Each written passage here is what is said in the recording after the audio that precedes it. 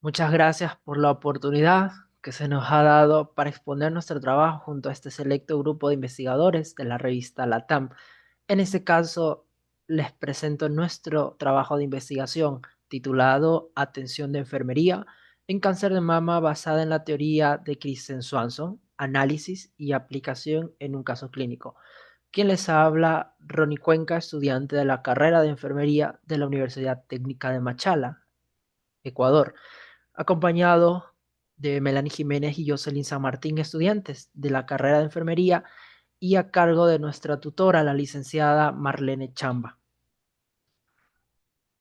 Para empezar, vamos a analizar un poco sobre el objeto anatómico de estudio, en este caso la mama, que es una glándula formada por 10 a 20 lóbulos que se subdividen en lobulillos.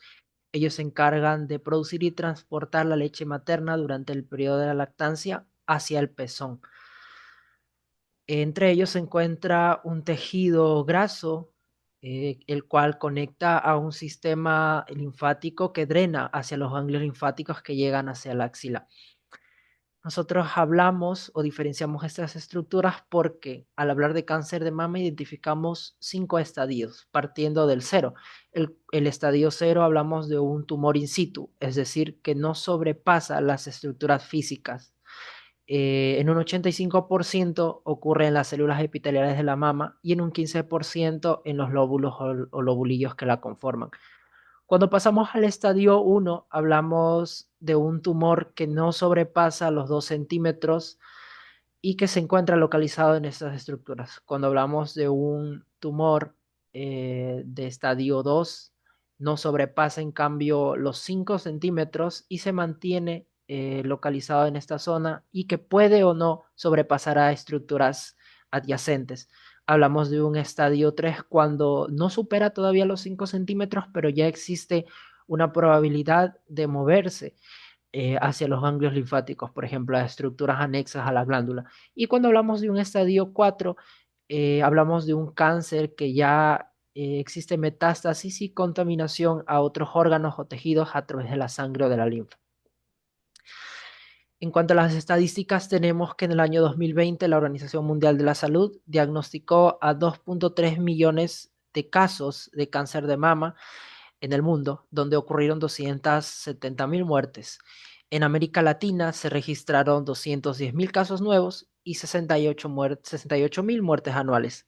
En nuestro país, aquí en Ecuador, el cáncer de mama es la tercera causa de muerte de mujeres según el Instituto Solca, datos en la capital, en Quito.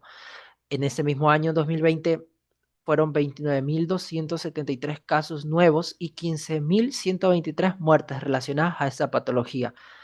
La bibliografía nos indica como factores de riesgo principalmente el sexo femenino, en el 99% de los casos, y un conjunto de factores de riesgo relacionados a la edad avanzada, especialmente después de los 50 años, a mutaciones en los genes BRCA1 o BRCA2 que se encuentran en los cromosomas 17 y 13 respectivamente.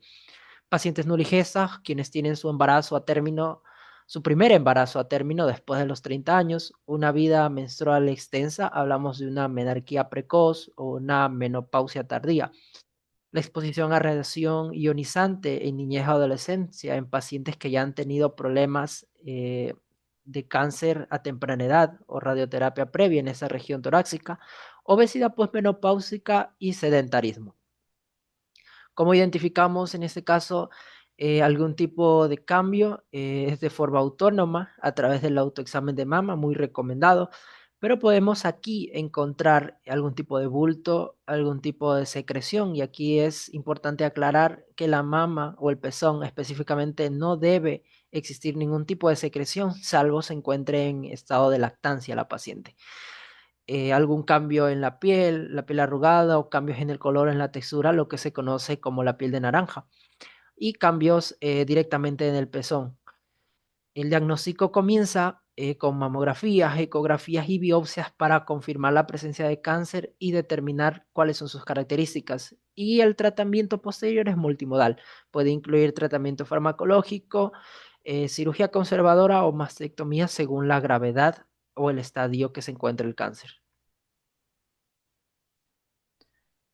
Metodología. Hablamos de un estudio de caso que se desarrolló en un enfoque de investigación científica con un diseño analítico, descriptivo y explicativo, partiendo de una revisión bibliográfica para tener conocimientos y antecedentes informativos para posterior realizar la entrevista a la paciente y en su historia clínica analizar examen físico, pruebas de laboratorio, diagnóstico y tratamiento.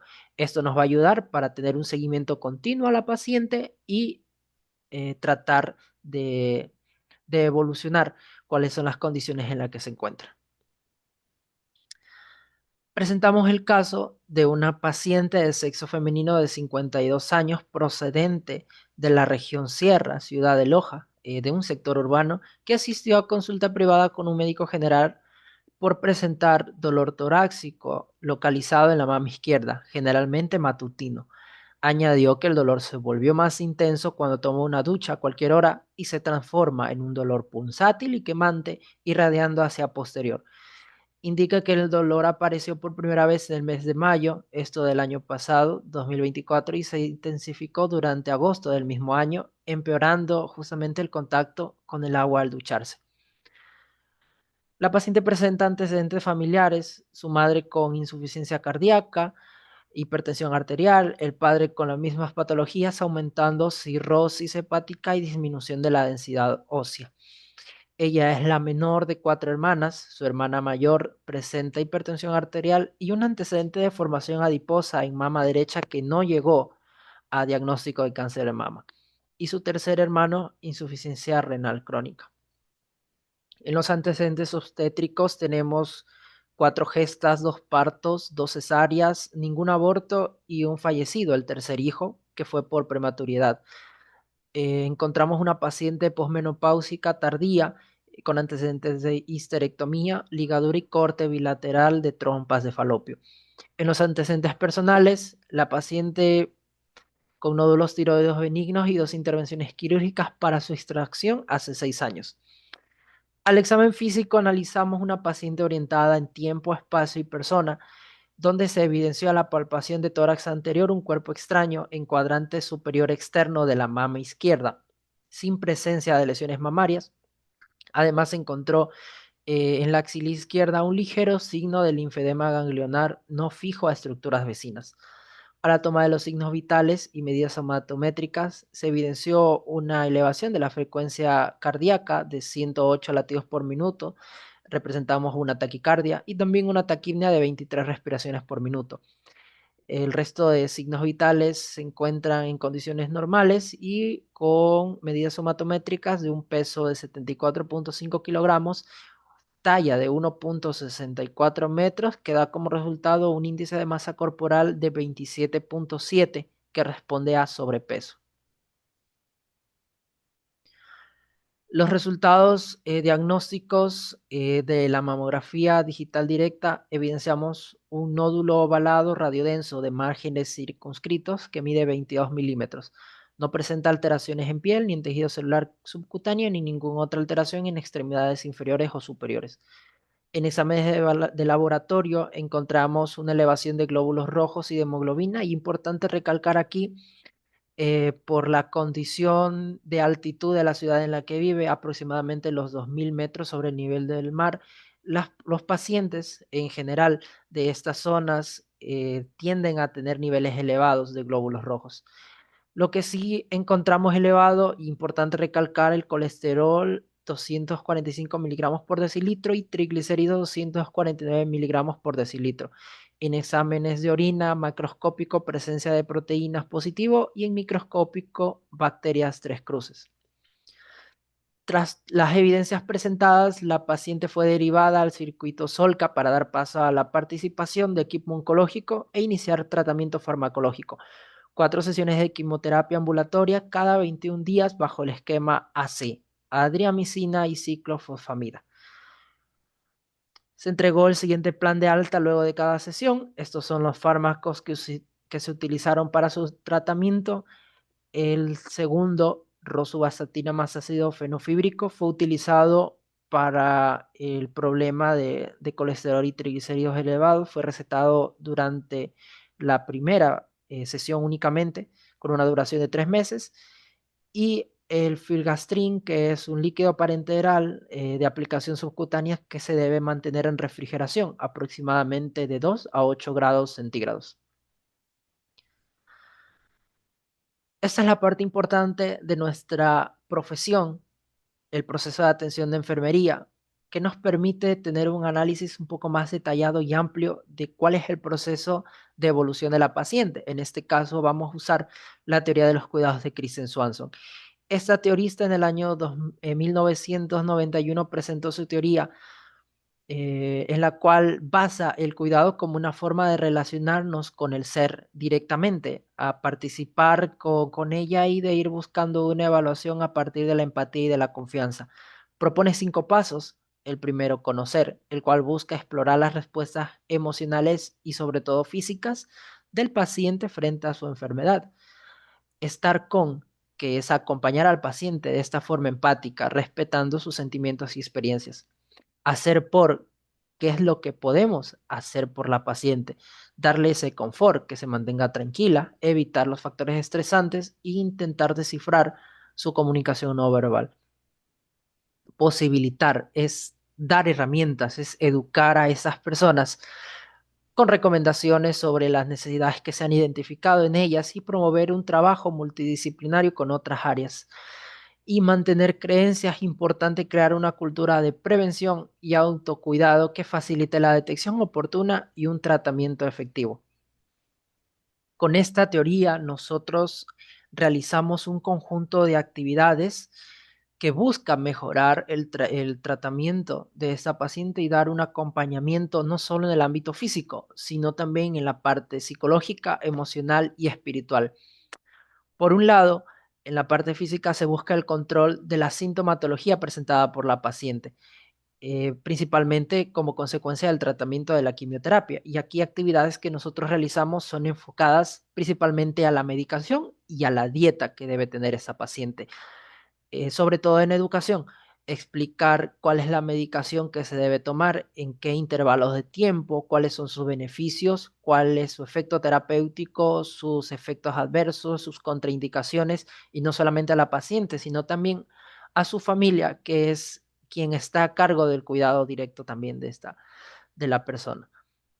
Y en cuanto a la parte de la dieta, recordando un poco sus características, hablamos de un sedentarismo de la paciente y hablamos de un índice de masa corporal elevado.